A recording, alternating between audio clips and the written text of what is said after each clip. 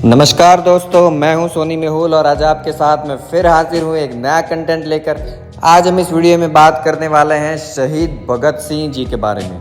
आज मैं इस वीडियो में आपको भगत सिंह के पूरे जीवन के बारे में बताऊंगा, तो बने रहिए मेरे साथ एंड तक इस वीडियो में। और अगर अब तक आपने मेरे चैनल को सब्सक्राइब नहीं किया है तो सब्सक्राइब करें, लाइक करें और बहुत ज़्यादा शेयर करें। तो आइए जानते हैं भगत सिंह के बारे में। भारत उन देशों की सूची में शामिल है जो कभी ब्रिटिश उपनिवेशवाद के गुलाम रहे। देश को गुलामी की जंजीरों से मुक्त कराने के लिए भारत में स्वाधीनता आंदोलन सदियों तक चला और इस स्वाधीनता आंदोलन ने कई ऐसे लोगों को भी पहचान कराई जो देश के लिए मर मिटने के लिए तैयार रहे। तो दोस्तों, आज हम इस वीडियो में एक ऐसा मंच जहां हम अनेक विषयों जैसे विज्ञान, प्रौद्योगिकी, राजनीतिक, अर्थव्यवस्था के बारे में महत्वपूर्ण वीडियो में बताता रहता हूं, तो आज इस लेख में भी हम देशभक्त शहीद भगत सिंह की जीवन पर बात करेंगे। भगत सिंह शायद ही कोई एक नाम से वाकिफ ना हो। हालांकि भारत की स्वाधीनता में बहुत लोगों ने अपना योगदान दिया, किंतु भगत सिंह का जोश और जज्बा उन्हें कई लोगों से अलग करता है। भगत सिंह का जन्म 27 सितंबर 1907 को पश्चिमी पंजाब के लायलपुर में हुआ, जो वर्तमान में पाकिस्तान का हिस्सा है। उनके पिता सरदार किशन सिंह और माता विद्यावती कौर थी। पिता पेशे से किसान थे जबकि माता गृहिणी थी। भगत सिंह को देशभक्ति की प्रेरणा अपने परिवार से ही मिली और उनका परिवार राष्ट्रवाद की भावना से प्रेरित था और स्वतंत्रता के लिए आंदोलनों में भी शामिल रहा। भगत सिंह के पिता महात्मा गांधी की विचारधारा को मानते थे और उनके जन्म के समय तक वे स्वयं राजनीतिक आंदोलन के चलते जेल में थे। किशन सिंह के 4 पुत्र थे, जिनमें सबसे बड़े पुत्र जगत सिंह की 11 वर्ष की आयु में मृत्यु हो गई थी। बड़े भाई की मृत्यु के बाद बड़े बेटे की जिम्मेदारी भगत सिंह के कंधों पर आई और भगत सिंह के 2 अन्य छोटे भाई कुलतार सिंह और कुलवीर सिंह थे।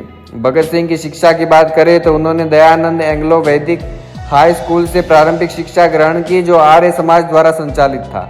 इसके बाद आगे की पढ़ाई उन्होंने नेशनल कॉलेज से की।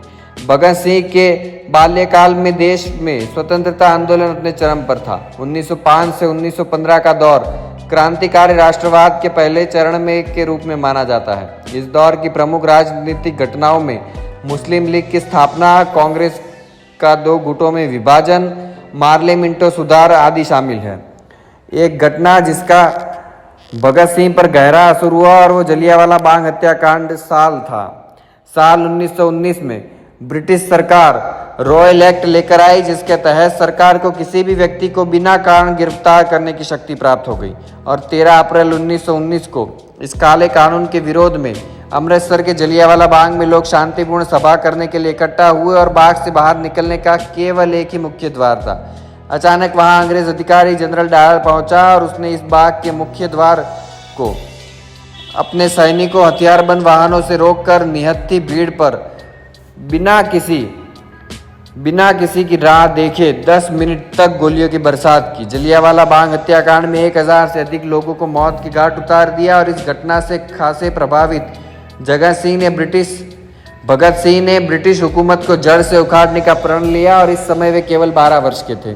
1922 में हुई चोरी चौरा की घटना को देखते हुए गांधी जी ने असहयोग आंदोलन वापस लेने की मांग की, जिससे भगत सिंह सहमत नहीं थे। हालांकि उनके पिता गांधीवादी विचारधारा को मानते थे, परंतु भगत सिंह का मानना था कि देश को स्वाधीनता बिना हथियार उठाए केवल अहिंसा का मार्ग अपनाकर नहीं दी जा सकती। 1923 में उन्होंने नेशनल कॉलेज लाहौर में दाखिला लिया और यूरोपियन क्रांति के बारे में अध्ययन किया। इसके बाद वे धीरे धीरे क्रांतिकारी विचारधारा की तरफ झुकने लगे। 1926 आते आते भगत सिंह ने अपनी क्रांतिकारी विचारधारा को जमीनी स्तर पर उतरना शुरू किया और 1926 में उन्होंने नौजवान सभा की स्थापना की, जिसके माध्यम से उन्होंने आज़ादी की इस लड़ाई में देश के युवाओं को संगठित करना शुरू किया और देश को उपनिवेशवाद की बेड़ियों से आज़ाद कराने की दिशा में एक महत्वपूर्ण कदम था। इसके 2 वर्षों बाद भगत सिंह और उनके साथी हिंदुस्तान सोशलिस्ट रिपब्लिकन एसोसिएशन नामक नए क्रांतिकारी संगठन में शामिल हुए और इस संगठन को अक्टूबर 1924 में भारतीय स्वतंत्रता संग्राम के क्रांतिकारी राम प्रसाद बिस्मिल, योगेश चंद्र चटर्जी और चंद्रशेखर आजाद और सचिंद्रनाथ सान्याल आदि ने कानपुर में की थी। भगत सिंह ने स्पष्ट शब्दों में घोषणा की कि औपनिवेशिक सत्ता को उखाड़ फेंकने के साथ साथ भारत की आम जनता को पूंजीवाद के खात्मे और समाजवाद की स्थापना के लिए भी संघर्ष करना होगा। भगत सिंह का मानना था कि आज़ादी की लड़ाई में शामिल कुछ लोग साम्राज्यवादियों से सौदेबाजी करके केवल अपने लिए सत्ता हासिल करना चाहते हैं। वे कहते थे कि आज़ादी का मतलब गोरी चमड़ी की जगह काली चमड़ी का शासन कायम हो जाना मात्र नहीं है, बल्कि समाज में फैली आर्थिक और सामाजिक असमानता, रूढ़िवादी और अव्यवस्था से भी देश को आज़ादी दिलानी होगी। नौजवान सभा, जैसा कि के नाम से स्पष्ट होता है, युवाओं को देश की स्वतंत्रता की लड़ाई में एक साथ लाने की योजना थी और अप्रैल 1926 में नौजवान सभा का पहला सम्मेलन हुआ, जिसमें देश के युवाओं को भगत सिंह द्वारा संदेश दिया गया।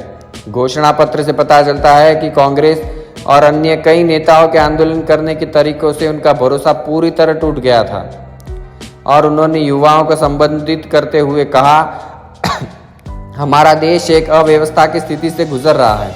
चारों तरफ एक दूसरे के प्रति अविश्वास, हताशा का साम्राज्य है। देश के बड़े नेताओं ने अपने आदर्श के प्रति आस्था खो दी और उसमें से अधिकांश को जनता का विश्वास प्राप्त नहीं है। भारत की आज़ादी के पैरोकारों के पास कोई कार्यक्रम नहीं है और उनमें उत्साह का अभाव है। आइए भगत सिंह की कुछ प्रमुख क्रांतिकारी घटनाओं पर भी हम बात करते हैं। 1928 में अंग्रेज पुलिस अधिकारी पर हुआ हमला प्रमुख है, जिसमें उसकी मृत्यु हो गई। ऐसा करने के पीछे भगत सिंह का उद्देश्य लाला लजपत राय की हत्या का बदला लेना था। गौरतलब है कि इस दौर में राष्ट्रीय कांग्रेस दो गढ़ों तथा नरम दल एवं गरम दल में विभाजित हो चुके थे, जिसमें एक गढ़ा उदारवादी नीतियों का पालन करता था, जबकि दूसरा गढ़ा क्रांतिकारी विचारधारा से प्रेरित था। क्रांतिकारी विचारधारा रखने वाले गढ़े में लाला लजपत राय, बाल गंगाधर तिलक, बिपिन चंद्र पाल आदि नेता शामिल थे और लाला लजपत राय को पंजाबी केसरी के नाम से जाना जाता था। इन्होंने ही पंजाब नेशनल बैंक की स्थापना की और साल 1928 में साइमन कमीशन भारत आया, जिसका देश भर में विरोध हुआ। साइमन कमीशन गो बैक के नारे लगे और लाहौर में इस विरोध प्रदर्शन का नेतृत्व लाला कर रहे थे। प्रदर्शनकारियों पर अंग्रेज सरकार द्वारा लाठीचार्ज किया गया और जिसमें लाला बुरी तरह से घायल हो गए और 17 नवंबर 1928 को उनकी मृत्यु हो गई। लाला लाजपत की मृत्यु का पूरा स्वतंत्रता आंदोलन पर गहरा प्रभाव पड़ा और क्रांतिकारियों ने इस घटना का बदला लेने की ठानी, जिसमें भगत सिंह, चंद्रशेखर आजाद, राजगुरु और सुखदेव मुख्य भूमिका में थे। 17 दिसंबर 1928 को इन्होंने ब्रिटिश पुलिस अधिकारी बर्नी स्रेडर्स की गोली मारकर हत्या कर दी। हालांकि योजना पुलिस अधिकारी जेम्स स्कॉट को मारने की थी। ब्रिटिश पुलिस अधिकारी के अतिरिक्त एक अन्य सिपाही चानन सिंह की भी हत्या कर दी, जो इन क्रांतिकारियों को पकड़ने की कोशिश कर रहा था। इस घटना से पूरा ब्रिटिश पुलिस महकमा इन क्रांतिकारियों के पीछे लग गया और भगत सिंह ने अपनी पहचान छुपाने के लिए धर्म की परवाह किए बिना बाल एवं दाढ़ी कटवा ली। इसी हत्या के चलते बाद में भगत सिंह, राजगुरु एवं सुखदेव को फांसी की सजा सुनाई गई थी। तो दोस्तों, आज हमने इस वीडियो में बात की भगत सिंह के बारे में। तो मुझे उम्मीद है ये वीडियो आपको बहुत पसंद आया होगा। तो पसंद आया तो लाइक करें, शेयर करें, सब्सक्राइब करें। मिलते हैं अगले नए कंटेंट के साथ, तब तक के लिए धन्यवाद।